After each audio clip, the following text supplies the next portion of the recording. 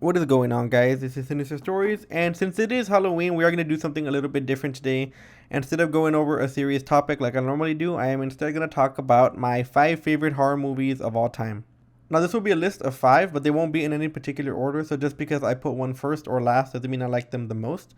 And also, this is my opinion, so of course a lot of you are not going to understand, but I do encourage you guys to tell me what your favorite horror movies are down in the comments below, and let me know why you think so. And I'm a huge fan of horror, so I might miss some of my favorite movies here. Later on during the day, I might remember one of my movies that I didn't mention, and I'm gonna be kind of sad. So, of course, give or take a few movies, these are generally my most favorite horror movies of all time. And since it is Halloween, and I know a lot of you are gonna be watching horror movies, I hope that I can give you a good movie or two that you haven't seen before that you guys would really enjoy. Anyways, guys, I hope you all are having a great Halloween, and I hope you all have a great night. Make sure you be safe, and let's get into the video.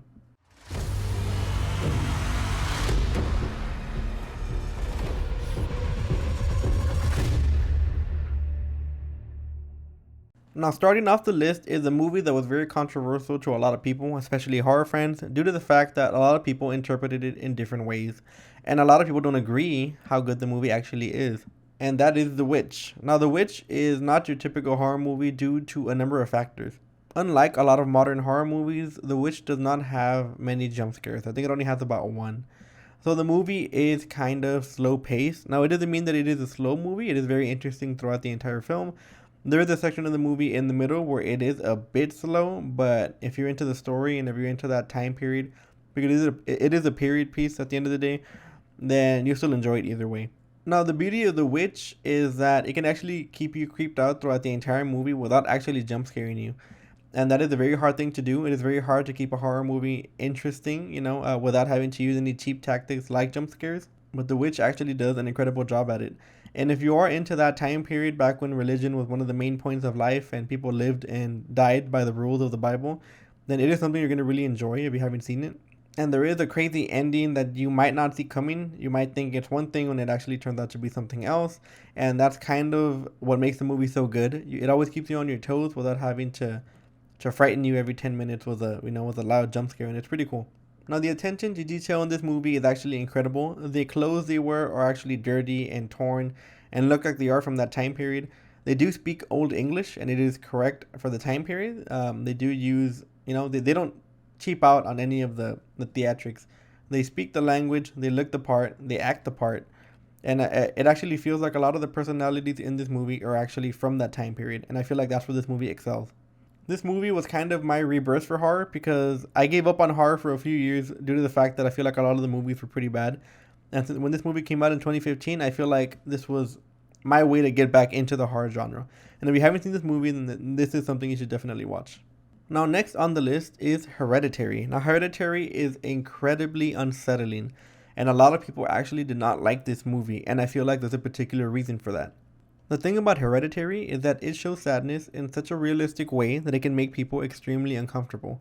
Not only is it a dive into the supernatural and into demonic possession, but it is also a dive into the human psyche. You can see what people feel, and the acting in this movie is incredible. There is one scene, for example, where a traumatic incident happens, and one of the characters lays on their bed and they just stare blankly into space, and they don't do anything. All you can hear is something going on in the background with the other characters. But this actor was so good at acting this part that you can feel the sadness in his face, and you can actually feel like this is something that would happen when somebody actually goes through something like this. Even seeing an argument in the movie makes you feel like you're actually there because it is so realistic, and a lot of people might be bothered by this, especially if you went through this as a kid. If you've been around abuse, or if you've been around arguments, or maybe you've been around a household that isn't too well, then this movie might trigger some things in you because it actually feels like you're there, and it might relate a lot to what you went through. Now, this movie is one of your demonic cases, one of your demonic movies about possession and about a demon trying to get what it wants.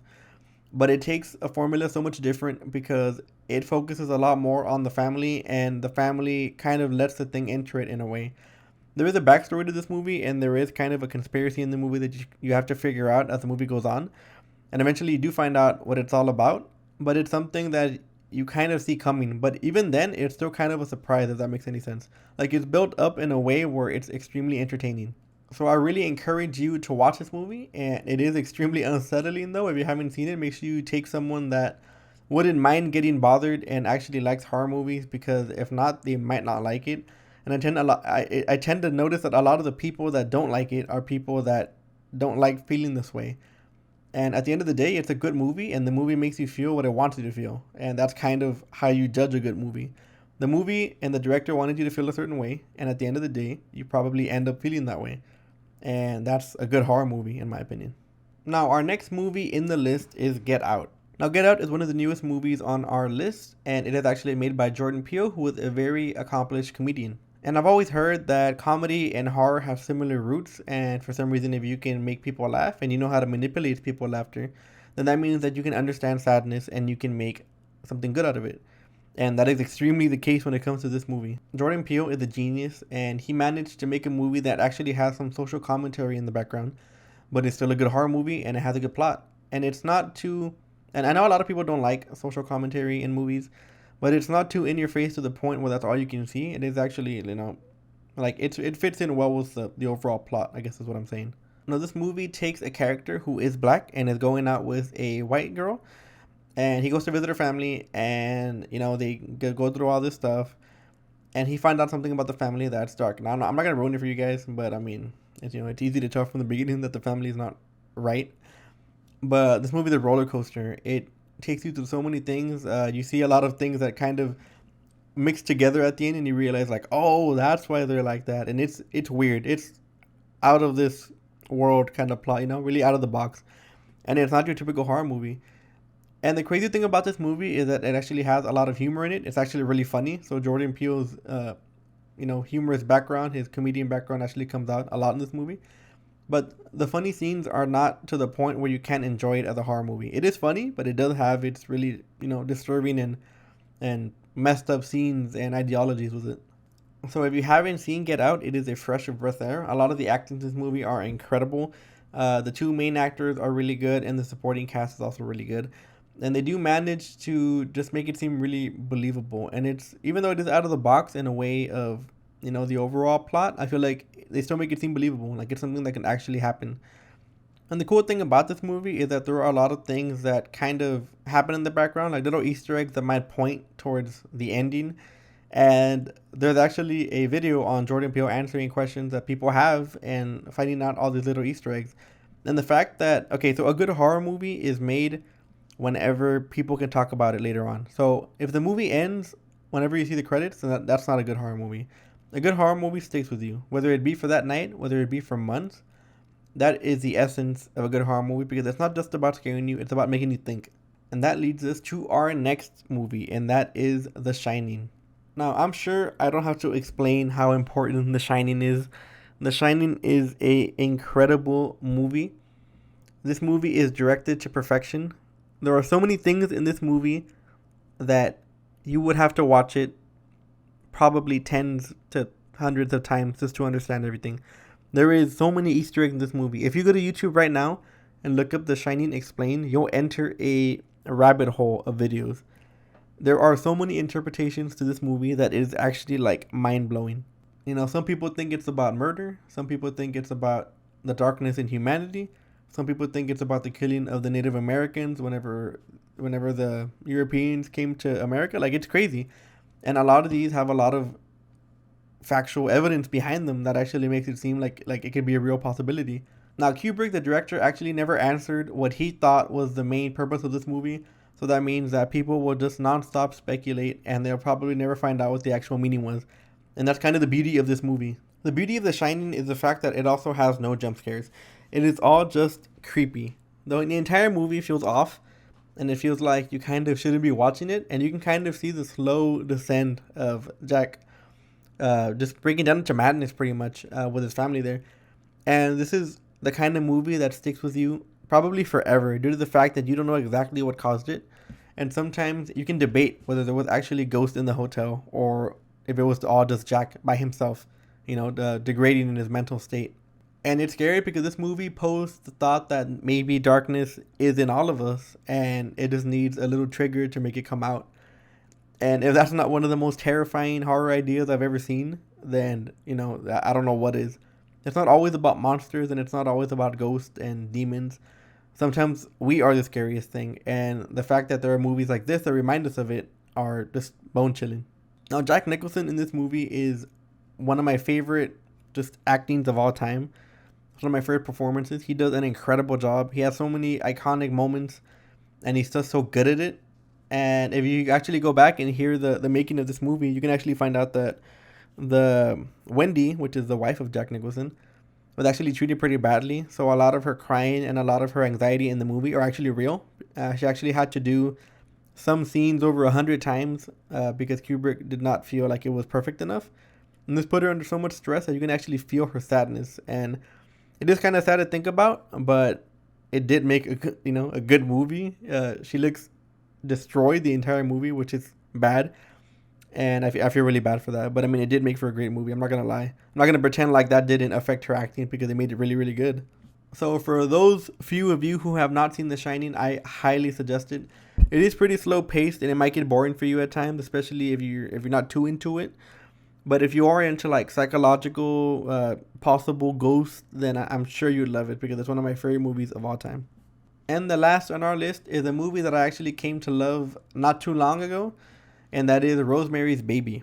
Now, Rosemary's Baby is a movie that came out in 1968, and it is about a woman who is pregnant, but she feels like there is a conspiracy against her, and it might be demonic, it might not be. And this is a very famous movie, so I'd be surprised if you haven't seen it already. But it is one of my favorite movies of all time due to the fact that it actually plans everything out so well and keeps you confused the entire movie. And I don't mean confused in a bad way. I mean confused in a way where you're trying to put all these pieces together and find out what the hell is going on. So the cool thing about this movie is that the main character feels like there is a conspiracy against her. But the movie is made in a way where you feel like you're with her. You feel like you're her. You're trying to put everything together and you're trying to find out what's going on. And you're kind of put into her position because you don't know what's going on. All you know are the small little facts and details that she sees. And this makes for awesome storytelling because you find out stuff when she finds out things. And it feels like you're actually there. And you have so much anxiety. And I'm sure a lot of you girls will find this movie even more terrifying because, a guy will never feel what a mother feels whenever she has a child. And that's what this movie is about. He's trying to protect her unborn child. So I'm sure this will hit home for a lot of you women who do hope to have a kid or maybe even have a kid already. And it does take some dark turns, and it actually goes in a way that I didn't see coming when I first saw it. Now, this movie is kind of long, and it is very slow at times, I'm not going to lie, but the acting is pretty good, and the story is very well written, very solid. So if you are a fan of things like The Witch, slow burning horror, maybe like The Shining, then you might enjoy this movie if you haven't seen it already. Now, it is pretty old, so I'm sure a lot of you have, but it is a classic. Now, just a bonus, I did see Invasion of the Body Snatchers recently. The 78 version was Donald Sutherland. And I actually really enjoyed it. I thought that if it was going to be a 70s movie, it was going to be a bit weaker. But I mean, if you look at The Exorcist is still extremely scary. So if y'all haven't seen that one's a really good watch. And it's actually a lot darker than you think it would be for the time period. So yeah. Anyways, guys, this has been Sinister Stories. I know today was a bit different, but I did want to make something a little bit more fun for Halloween. And I know a lot of you are going to gather up with your friends and watch horror movies. And I hope that I can at least give you a good picking or two if you haven't seen these already. Also, there's a movie called The Lighthouse with Robert Pattinson and William Dafoe that is out currently. Now, I'm not sure where you can watch it, but from what I hear, it's an extremely, extremely good horror movie, and I cannot wait to watch it. So if you do find that anywhere, make sure you give that a peep just in case you want to check it out. Anyways, guys, this has been Sinister Stories, and thank you for joining me. Make sure you have a great Halloween, and make sure you stay safe. Until next time, guys.